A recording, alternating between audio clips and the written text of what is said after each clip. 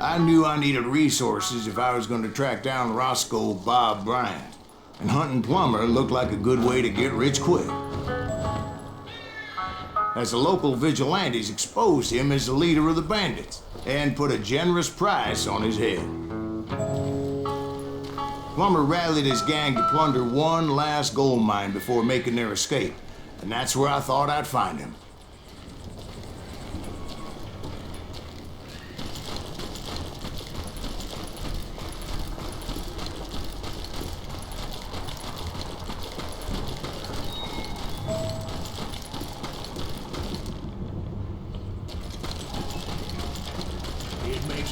Standing so close to all these goddamn barrels of gunpowder.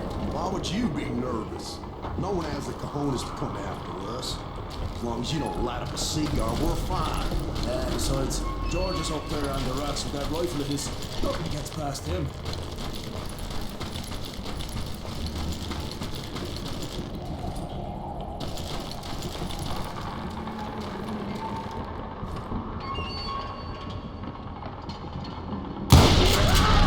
My late father pointed out to me more than once.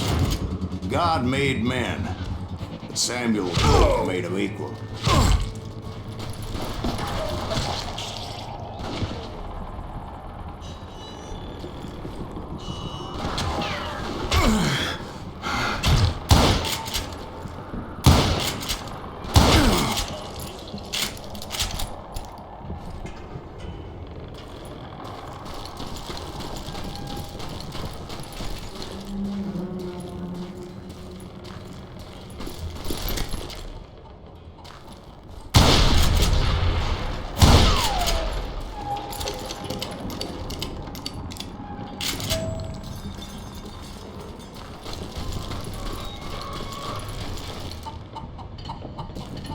I knew that dynamite wasn't mine, so I decided the polite thing would be to return it. It was the biggest gold rush since Sutter's Mill in '48.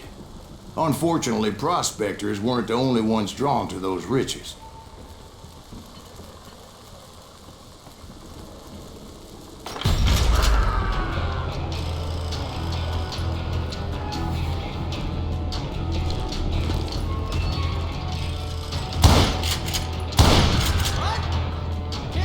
Thieves and killers, robbing travelers and hijacking gold shipments.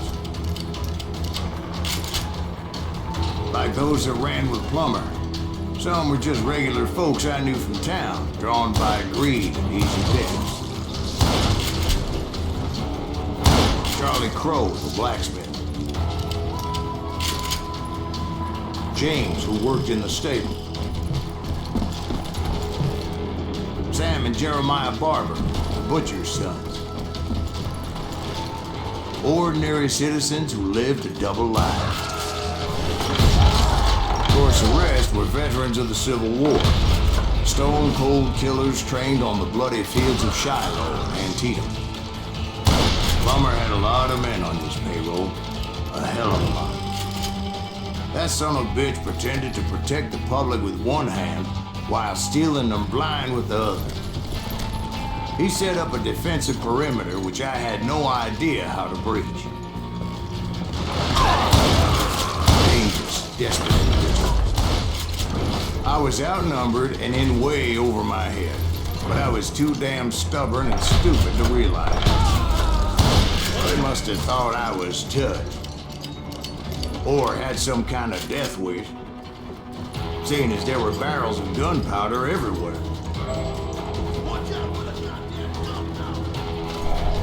One stray bullet, one stray spark, and I'd be blown to hell and gone. I thought I was some kind of hero.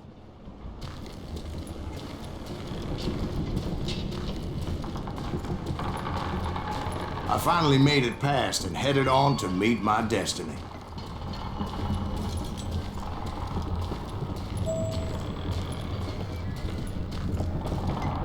But first, I had something I needed to figure out. I had a few ideas on how to get into that mine, but once I made my decision, I knew there was no turning back. So my first thought was to enter the nearest mine portal. I saw an entrance.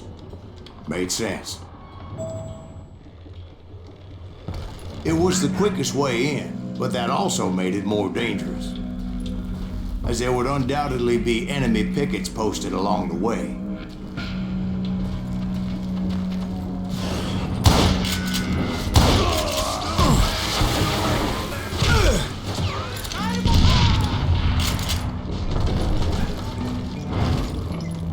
Come out, you yellow bastard!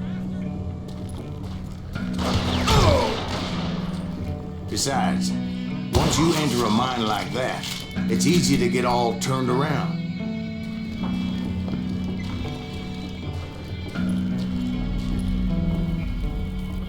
And that confusing maze of corridors wouldn't even be the worst of it.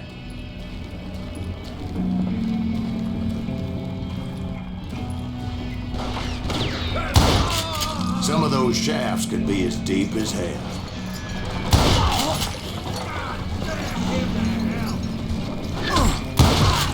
A single stumble or misstep can easily end in a deadly plunge to oblivion. Time to blow your shit up. Get out of here! I will drop you down a mine shaft.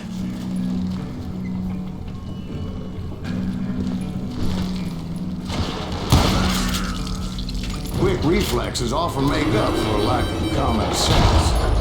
Luckily, I was never one to be easily bushwhacked. I would just need to be careful not to blow myself to kingdom come. With all that gunpowder and dynamite everywhere, a body has to know what he's shooting at. All it takes is one tiny spark, and boom. Take him! You ain't beefing me.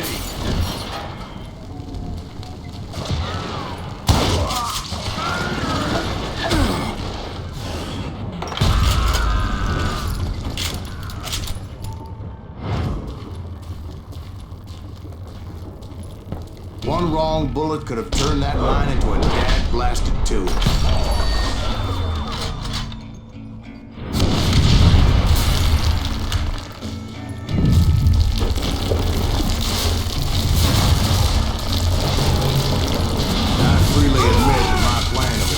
Not just moronic, but clearly insane.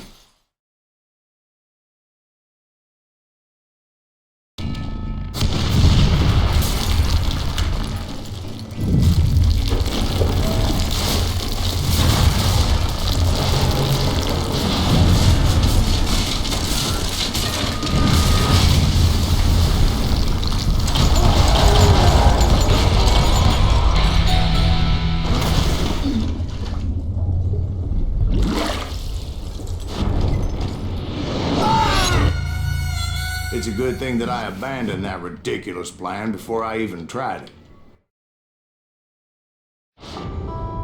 Instead, I spotted a ladder, a way into the mine from the opposite side.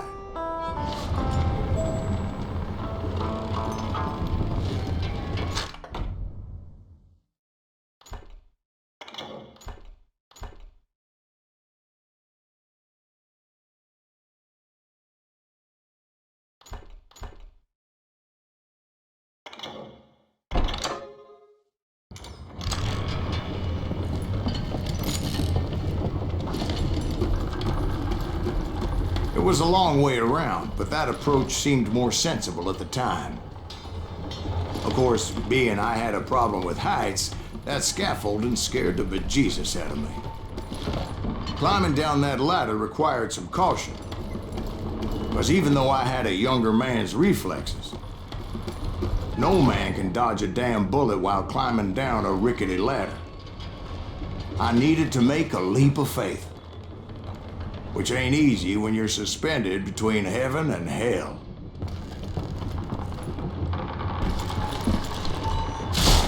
I was determined not to give up, however. As Sheriff Plummer seemed quite the despicable character. When the vigilantes discovered what the sheriff was up to, people were outraged. That $10,000 they put on his head would go a long way to helping me find old Bob. And I had made it my mission to settle that score come hell or high water.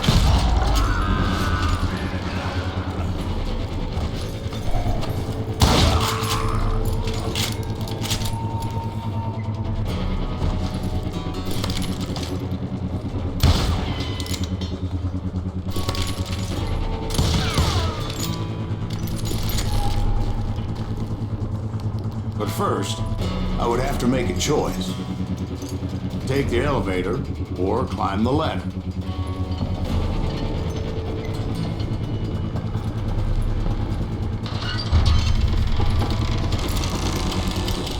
I picked the more convenient and more dangerous route.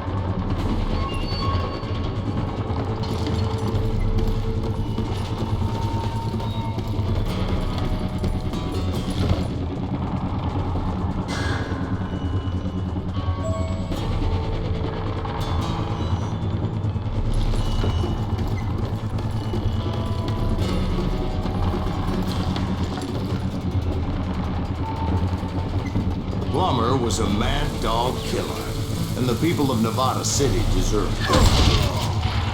Nevada City? Well, I thought Plummer met his maker in Bannock, Montana.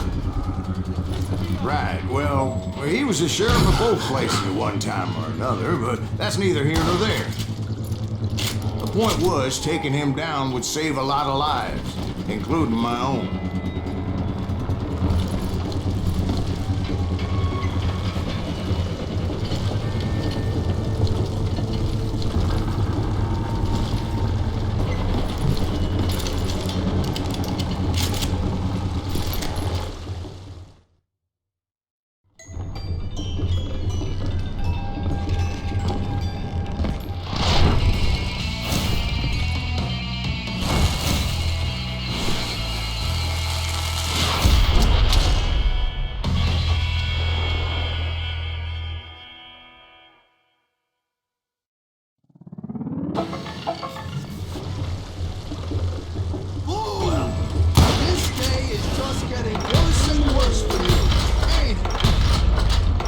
Plummer was clearly unhinged, and I could see right away that this was gonna take some doing.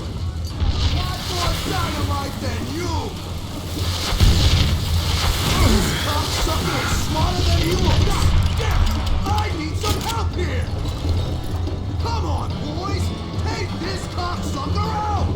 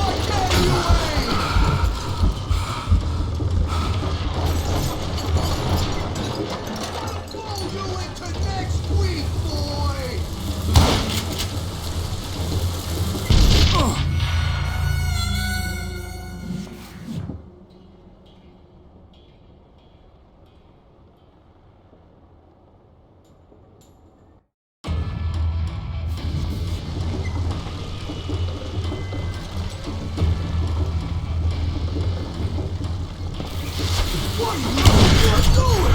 Catch this, you son of a bitch! I do not deserve to die like this! So that's how Henry Plummer died. Him and his crew were worth their weight in gold. And now, I was officially a bounty hunter.